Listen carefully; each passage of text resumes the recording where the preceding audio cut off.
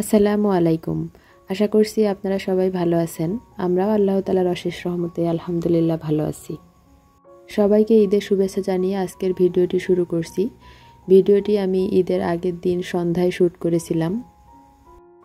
আমার দুই ননদ সন্ধ্যা থেকেই মেহেদি দেওয়া শুরু করেছে। অনেকগুলো বাচ্চাকে দিয়ে দিল, এখন নিজেরা দিচ্ছে। আর আমার চাচা শ্বশুর ঈদের শেষ মুহূর্তের কেনাকাটা করে নিয়ে আসলো। বাচ্চাদের জুতা আরও কী প্রয়োজনীয় জিনিস কেনার বাকি ছিল সেগুলো। আমি বর্তমানে আমার চাচা শ্বশুরের ঘরে এসেছি। ওদের বাচ্চাগুলোর সঙ্গে একটু মজা করতেছিলাম। আমার ননদরা মেহেদি দিচ্ছিল, ওগুলো দেখতেছিলাম। আর বাজার থেকে কি নিয়ে আসলো সেগুলো একটু দেখতেছিলাম। ভাবলাম যে আপনাদেরও দেখতে ভালো লাগবে, তাই একটু শ্যুট নিয়ে রেখেছি। ভেবেছিলাম ঈদের দিনে রাতে ভিডিও এডিট করে আপনাদের সঙ্গে শেয়ার করব, কিন্তু সারাদিন এত বেশি ব্যস্ত ছিলাম যে ভিডিও এডিট করার আমি কোনো সময় পাইনি। আপনাদের কার কার ঈদ কেমন কাটলো আমাকে কমেন্ট করে জানাবেন, জানতে পারলে আমার খুব ভালো লাগবে। আর আমি আমার দুই ননদের জন্য যে 3 পিস দুইটা নিয়ে এসেছিলাম, ওরা সেগুলো সেলাই করতে দিয়েছে। একটু আগেই 3 পিসগুলো দর্জির কাছ থেকে নিয়ে আসলো। ওরা আবার খুলে দেখতেছিল যে কীরকম করে সেলাই করেছে। পাশের বাড়ি থেকে আমার আরও একটা ননদ এসেছিল আমাদের সঙ্গে মেহেদি দেওয়ার জন্য। ওর নাকি বাসায় একা একা ভালো লাগতেছিল না, তাই সন্ধ্যা থেকে এ পর্যন্ত অনেক বাচ্চা কাছে এসেছে। আমার ননদ তো বলতেছে হাত ব্যথা করতেছে, আর পারবো না। সবার শেষে আমাকে দিয়ে দিচ্ছে। এখন প্রায় রাত 11টা বাজে।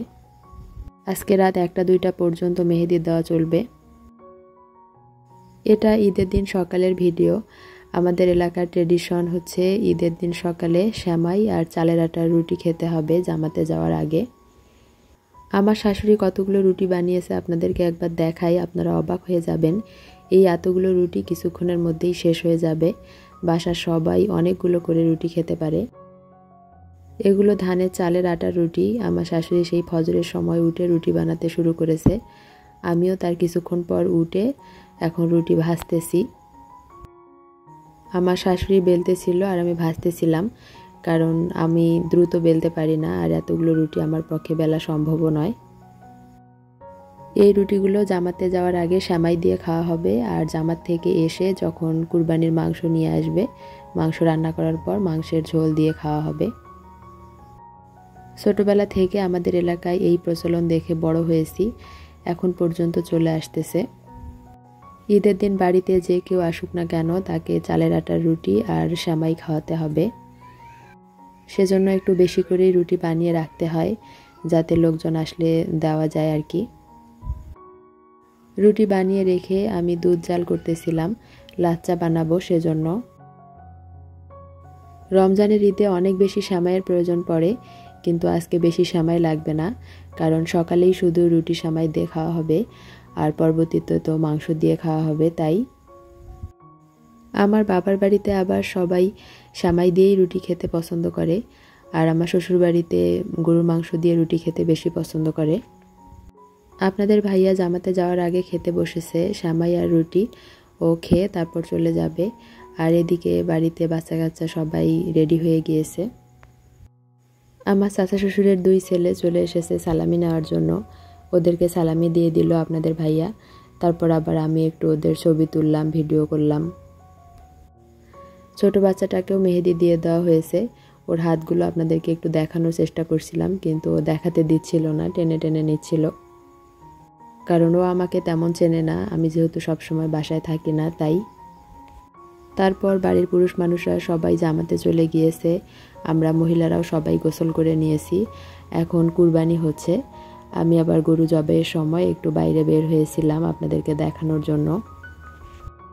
এই ফাঁকে আপনাদেরকে ছোট্ট একটা রিকোয়েস্ট করি, আপনারা যদি আমার ভিডিওটিতে এখনও একটা লাইক দিতে ভুলে গিয়ে থাকেন, তাহলে প্লিজ একটা লাইক দিয়ে দিবেন, কারণ আপনাদের ছোট্ট একটা লাইক আমার ভিডিওটিকে আরও অনেক মানুষের কাছে পৌঁছে দিতে সাহায্য করবে। গরু জবাই করা শেষ, এখন মাংস কাটাকাটি চলতেছে।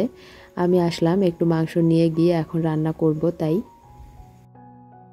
প্রথমে রান্নার জন্য যে মাংসটা ভাগাভাগি করে দেয় সেই মাংসটুকু নিয়ে আসলাম, ঝাল মাংস রান্না করব সেজন্য। গ্রামের বাড়িতে আসলে খড়ির চুলায় বেশি রান্না করা হয়, কারণ আমার শাশুড়ি খড়ির চুলাতেই রান্না করে, আর আমারও খড়ির চুলার রান্না মজাই লাগে। আর কুরবানির ঈদের মাংস খড়ির চুলাতে রান্না করলে আরও বেশি টেস্টি হবে, সেজন্য খড়ির চুলাতেই বসে পড়েছি রান্না করার জন্য। আমার শাশুড়ি বলল যে সবগুলো মশলা দিয়ে একবারে মেখে যেন বসিয়ে দেই। আমি আবার মেখে দেওয়ার চেয়ে এভাবে একটু মশলা কষিয়ে রান্না করলে আমার কাছে বেশি মজা লাগে, সেজন্য আমি মশলা কষিয়ে রান্না করতেছি। আজকের দিনে ধনীর প্লেটে যে খাবার, গরিবের প্লেটেও ওই একই খাবার, এমন সমতা শুধু ইসলামই করতে পারে। পশু কুরবানির সঙ্গে সঙ্গে আমাদের মনের পশুগুলো যেন কুরবানি হয়ে যায়, এই দোয়াই করি আল্লাহর কাছে। আল্লাহ যেন আমাদের কোরবানি কবুল করে নেন, আবার পরবর্তী বছর যেন কোরবানি দেওয়ার তৌফিক দেন, আমিন। আমাদের মাংস এখনও বন্টন করা হয়নি, কারণ পুরো গরু এখনও প্রসেসিং করা বাকি আছে। পুরো গরু যখন কাটা হবে তখন মাংসগুলো নিয়ে এসে 3 ভাগে ভাগ করা হবে, 1 ভাগ নিজেদের, 1 ভাগ আত্মীয় স্বজনের, আর 1 ভাগ গরিব দুঃখীর। আর আমরা যেহেতু মধ্যবিত্ত মানুষ, আমরা তো পুরো গরু কোরবানি দেইনি, আমরা ভাগে কোরবানি দিয়েছি, 5 ভাগে। রান্না শেষ করে আমি আবার আসলাম লেবু নেওয়ার জন্য, কারণ এখন খাওয়া দাওয়া করব। আপনাদের ভাইয়া এসেছে খাওয়ার জন্য, কিন্তু আমি খাওয়ার কোনো শ্যুট নিতে পারিনি, কারণ ও অনেক বেশি তাড়াহুড়া করতেছিল, কারণ মাংস কাটার ওখানে যাবে, আবার মাংস কাটাকাটি শেষ করে বাইরে ফ্রেন্ডদের সঙ্গে দেখা করতে যাবে। বিকেলে রান্নাবান্না শেষ করে মাংস গুছিয়ে রেখে সব কাজ শেষ করে একটু রেডি হয়েছিলাম, আমার ননদদের সঙ্গে একটু বের হয়েছিলাম বাসার বাইরে। ওদেরকে বলতেছিলাম যে তোমাদের একটু শ্যুট নেই, ওরা খুব লজ্জা পাচ্ছিল আর ঢং করতেছিল। এই ড্রেসটাই আমি ওদেরকে দিয়েছি, দুটোই একই রকম। আজকের মতো এখানেই বিদায় নিচ্ছি, দেখা হবে নতুন কোনো ভিডিওতে। আল্লাহ হাফিজ, আসসালামু আলাইকুম।